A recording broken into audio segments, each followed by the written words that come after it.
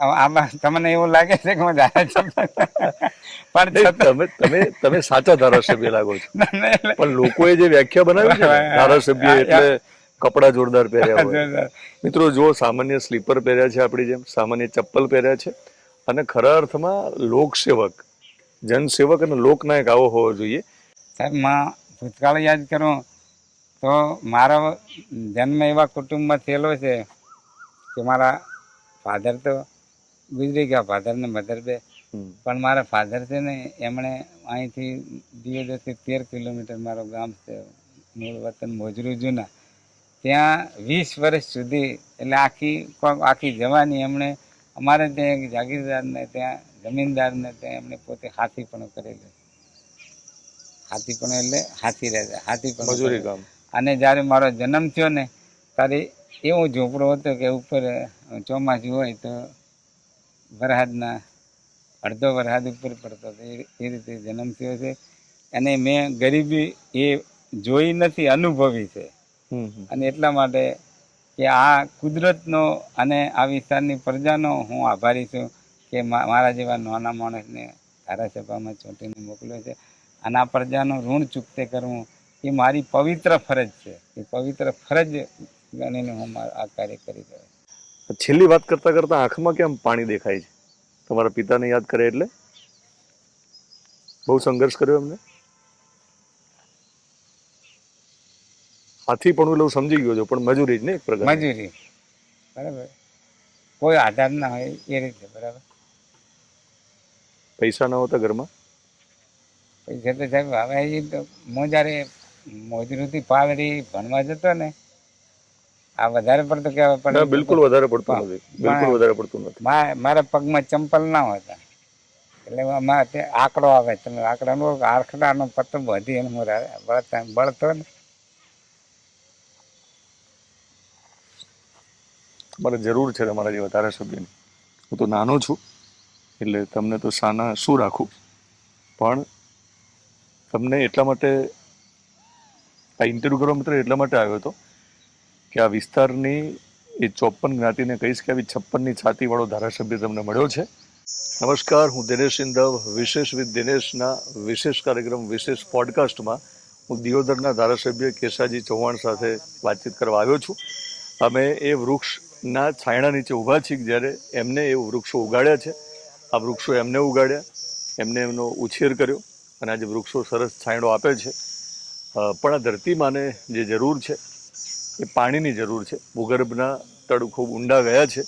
તો કેશાજી ચૌહાણે એક ટેક લીધી છે કે જ્યાં સુધી આ બનાસકાંઠા જિલ્લામાં ખાસ તો એમના મત વિસ્તારમાં આ પાણીની જે સમસ્યા છે એનું નિવારણ ના આવે અને જળસંચયનું કામ ન થાય ત્યાં સુધી બિલકુલ એ સન્માન સ્વીકારવાના નથી. અને આ સ્વમાનનો મુદ્દો છે એમના માટે, એટલે વાતચીત કરવી છે. આવા ધારાસભ્યનો ઇન્ટરવ્યૂ સામે ચાલીને થવો જોઈએ. હું સામે ચાલીને આવ્યો છું દિયોદરમાં. અમે પહેલી વાર રૂબરૂ મળ્યા છીએ, પણ રૂબરૂ એમને એટલા માટે થવું છે કે આવા ધારાસભ્યોની આપણને જરૂર છે. માત્ર ભ્રષ્ટાચાર કરવાવાળા, માત્ર ગાડીમાં બેસવાવાળા અને વિધાનસભામાં જઈ અને રોફ જમાવવાવાળા ધારાસભ્યની આપણને જરૂર છે નહીં. તમને વંદન કરું છું અને અમારે આવા ધારાસભ્યોની જરૂર છે, એટલે હું આપનો ઇન્ટરવ્યૂ કરવા આવ્યો છું. ઇન્ટરવ્યૂ કરતાં પહેલાં મેં એમને ખૂબ મનાવ્યા છે. પોતે ના પાડતા હતા, એમને લાગતું હતું કે આનો પ્રચાર ન થવો જોઈએ, પણ મને લાગે છે કેશાજી કે આનો પ્રચાર નહીં કરીએ તો મોડું થઈ જશે. થવો જોઈએ. કોઈ ખાલી સામાન્ય કામ કરે તો પણ ફોટા પાડીને લોકો સુધી ભરપૂર પ્રચાર કરે છે. આપણે તો સાચી વાત કરવી છે. આ વૃક્ષો તમે વાવ્યા? આજે ક્યારે વાવ્યા? આજે આપણા જે કોરોના કાળ ચાલ્યો ને એ દરમિયાન મારી ઓફિસ ને સમાજની સંસ્થા છે એટલે મોટા ભાગે હું રોકાતો. એટલે મને એમ લાગ્યું કે આનો સદુપયોગ કરીએ એટલે જાતે એના છોકરાઓને સાથ સહકાર લઈને જાતે રોપી, જાતે પાણી પાઈ અને આ ઝાડને ઉછેર્યા છે.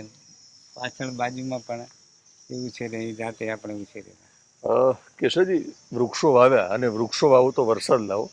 વરસાદ આવે તો જે પાત્ર છે, તળાવે આપણું પાત્ર છે, એ પાત્ર જ જો બરાબર ના હોય તો પાણી રહેશે નહીં. તો જળસંચયનું કામ થવું જોઈએ, તળાવ ઊંડા થવા જોઈએ, એની તમે ચિંતા કરી. અને તમને જ્યારે ટિકિટ આપી ભાજપે છેલ્લી ચૂંટણીમાં, ત્યારે તમે એક કમિટમેન્ટ કર્યું હતું કે આ વખતે હું જીતવાનો છું અને જીતું ત્યારે હું જળસંચયના કામ કરવાનો છું. તો તમે જે ટેક લીધી છે એના વિશે વાત કરો. આમ તમે થોડો ઉલ્લેખ કર્યો છે, પણ આ ટેક તમે શું લીધી છે?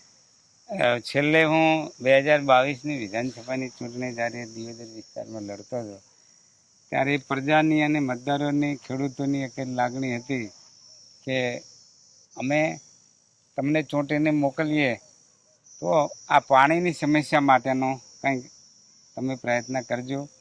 જ્યારે ચૂંટણી પ્રચારની અંદર આપણા દેશના વડાપ્રધાન આદરણીય નરેન્દ્રભાઈ મોદી સાહેબ અહીં બાજુમાં દેવદરબાર પધાર્યા હતા અને જ્યારે દેવદરબાર પધાર્યા ત્યારે મને પૂછ્યું હતું કે કેસાજી તમારા વિસ્તારમાં, ત્યારે મેં એમને કીધું કે સાહેબ બીજું બધું બરાબર છે પણ લોકો પાણી માગે છે.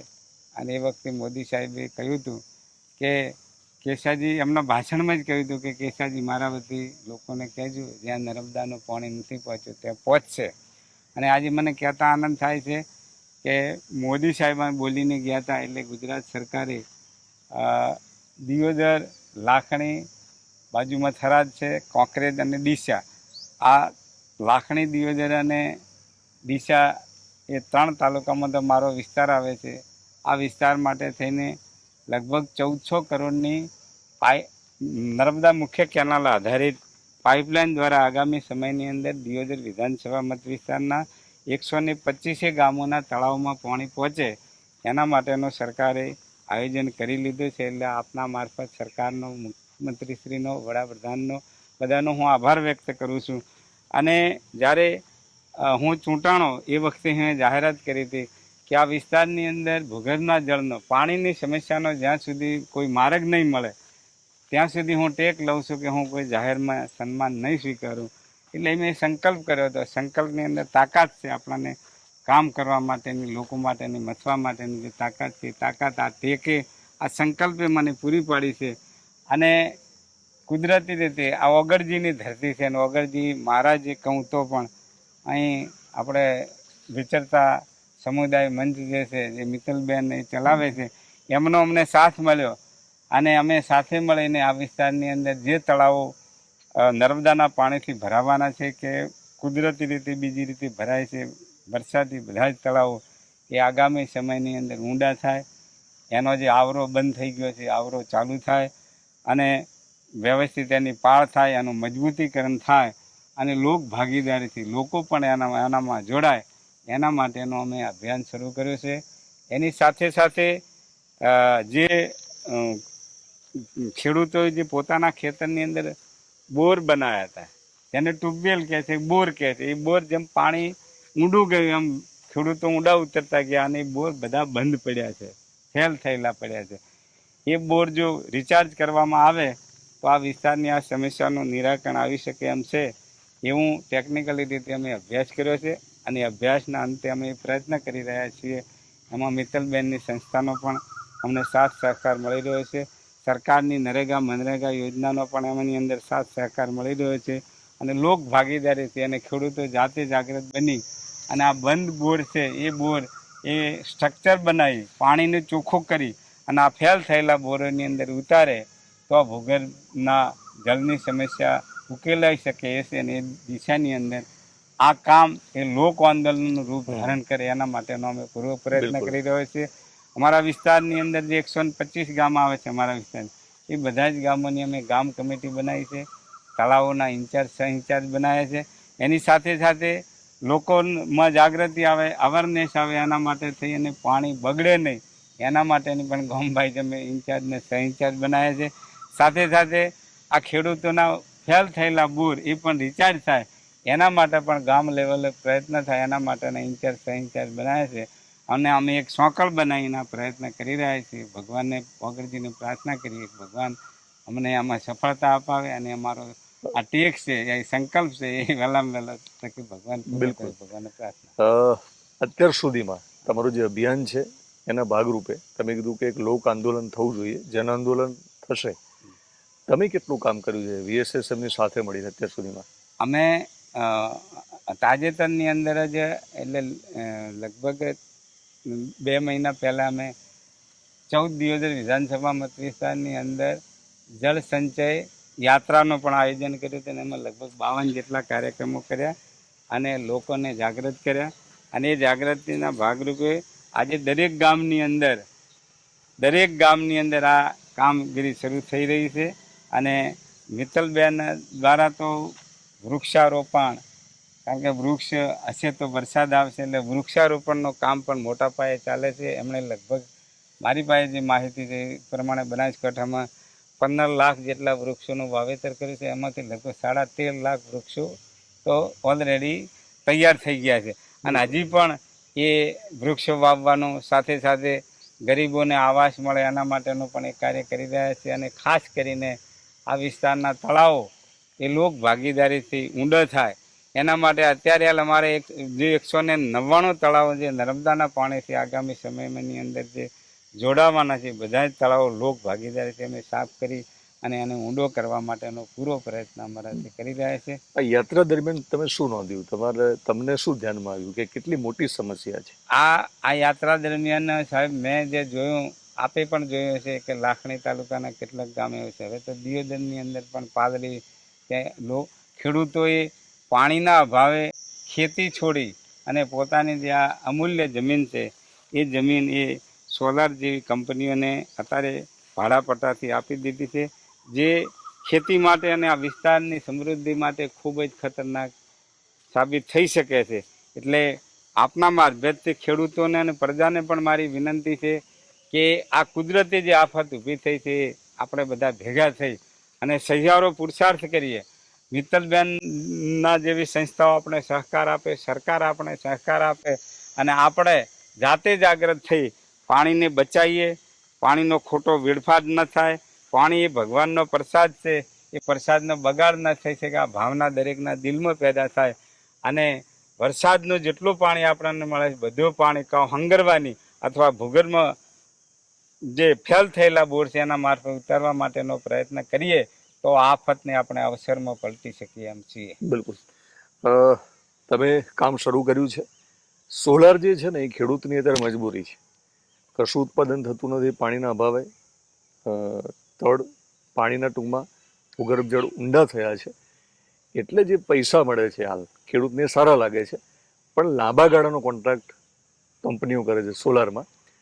તો થોડાક આપણે ગણિત મૂકીને સમજીએ કે ખેડૂતને કઈ રીતે નુકસાન છે લાંબા ગાળે. અમે સાહેબ છે કે જો આ વિસ્તાર છે ને પશુપાલન અને ખેતી આધારિત આખો વિસ્તાર છે. જો ખેતી અને પશુપાલન બે બંધ થાય તો ખૂબ મોટું નુકસાન જઈ શકે છે. સાથે સાથે જમીન પણ જે ફળદ્રુપ રહેવી જોઈએ એ પણ ન રહે. એટલે આ લાંબા ગાળે તો આપણે આ ભૂગર્ભના જળ છે એને ટકાવી અને આ જમીનમાં કાયમી ખેતી થાય તો જ સમૃદ્ધિ ટકી રહે એવું મારું માનવું. હું સમજુ ત્યાં સુધી સોલાર કંપની અમુક વર્ષો સુધી, એટલે કે બહુ આઈ થિંક 20 વર્ષથી વધારેના ભાડા કરાર કરે છે.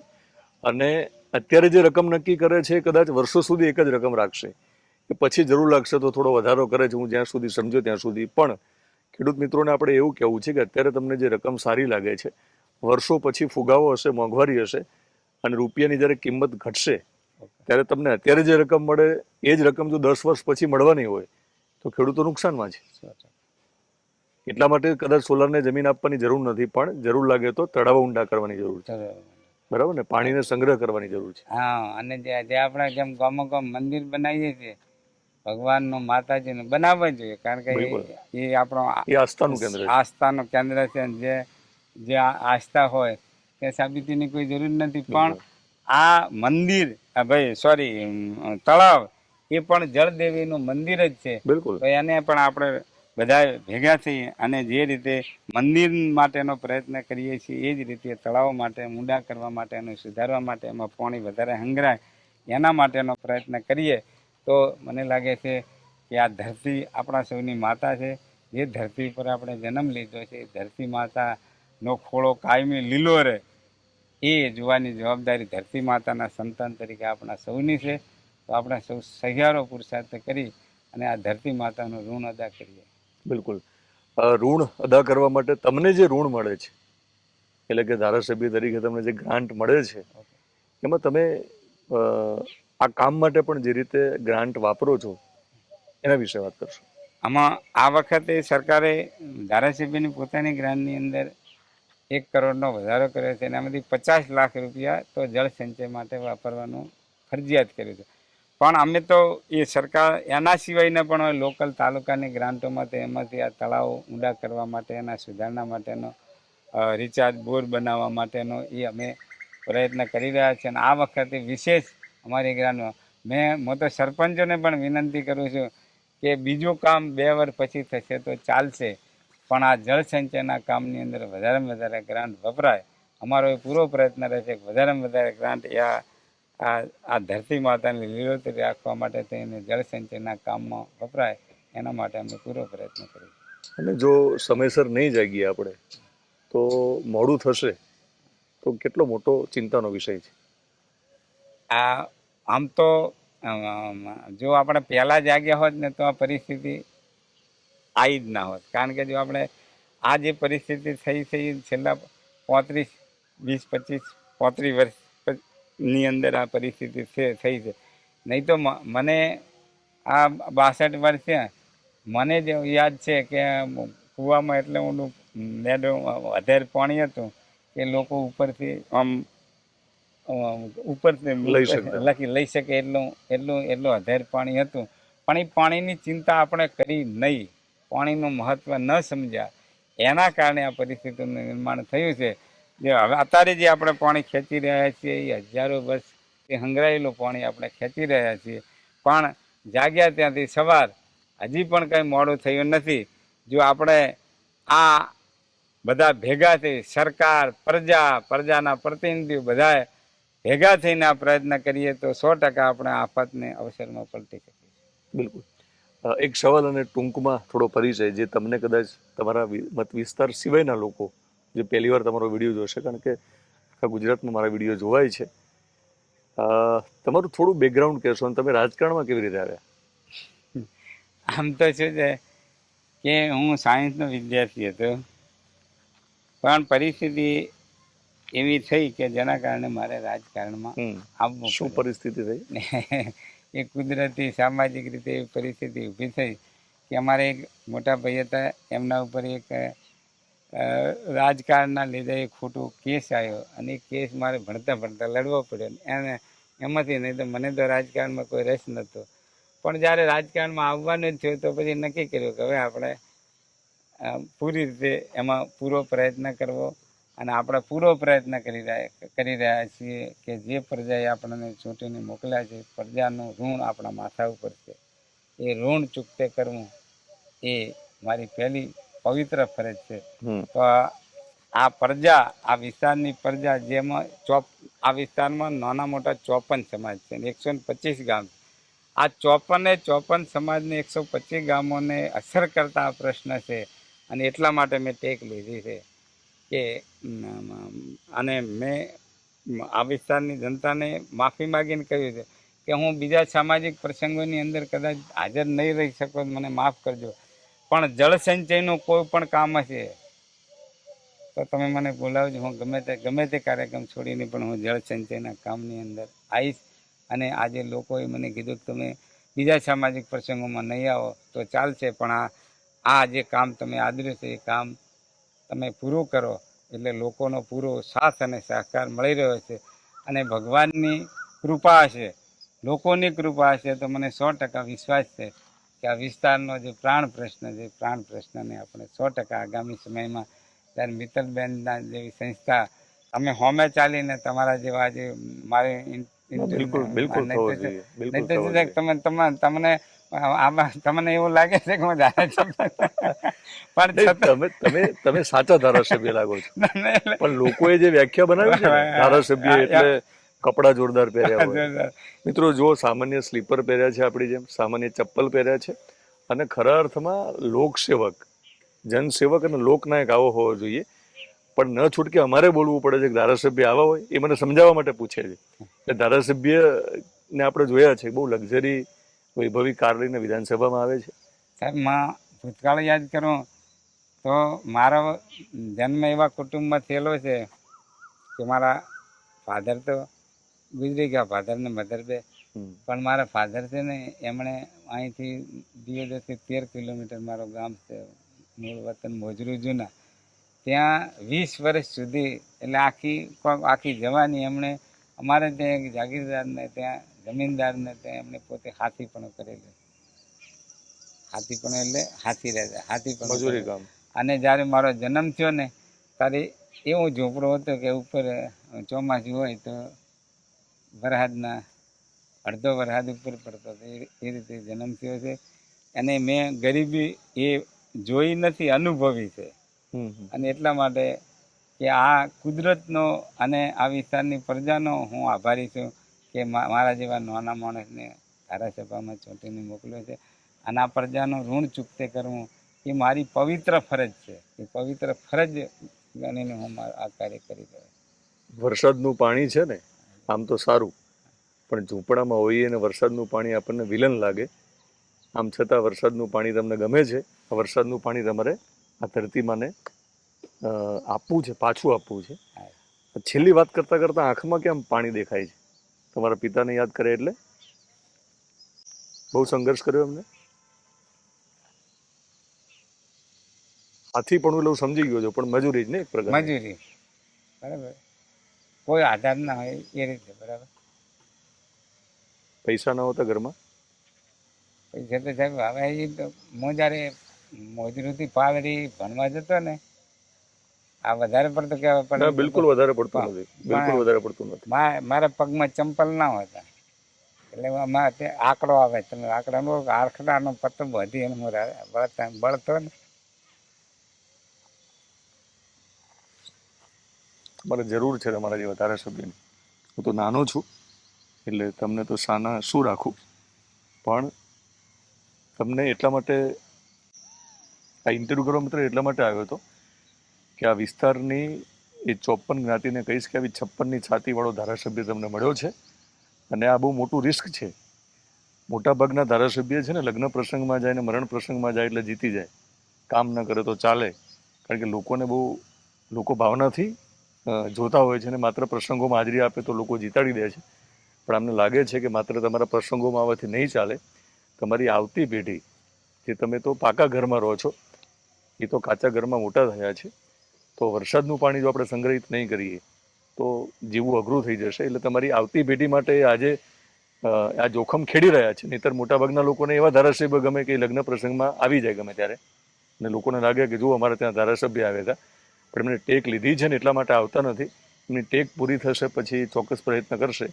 એમનો આગ્રહ છે કે જળસંચયના કામ કરો, એ ઝડપથી દોડીને આવશે, સન્માન માટે નહીં આવે. તો તમારા પિતાજીનું શું નામ? શિવાજી. તમારા માતાજીનું? મેનાબેન. એ બંને તમારું આ કામ જોઈને ખુશ જ થતા હશે. તમે લોક સેવા કરો છો, તમે પાણીદાર ધારાસભ્ય છો મારા માટે. ઘણી બધી વાતો થઈ શકે એમ છે, પણ એકવાર ફરી વાર આવીશ તમારું ઇન્ટરવ્યૂ કરવા માટે. અને આપણે આજે પાણીની વાત કરી છે ત્યારે આપણે તમારી બહુ શરૂઆતથી વાત કરીશું, જ્યાં તમે ચાલીને જતા હતા ને, આકડાના પાનનું તમે ચપ્પલ તરીકે ઉપયોગ કરતા હતા, દાજો નહીં એના માટે. ત્યાંથી ઇન્ટરવ્યૂ શરૂ કરવો છે, બરાબર ને? ત્યાંથી લઈને વિધાનસભા સુધીની વાત કરીશું આપણે, બરાબર? અને ભગવાન તમને દીર્ઘાયુષ્ય આપે, નિરામય સ્વાસ્થ્ય આપે, અને તમે જે પ્રાણ પ્રશ્ન છે ને એના નિરાકરણ માટે દોડી રહ્યા છો. એટલે તમારા શરીરમાં જ્યાં સુધી પ્રાણ છે ત્યાં સુધી આ કામ તમે કરતા રહો.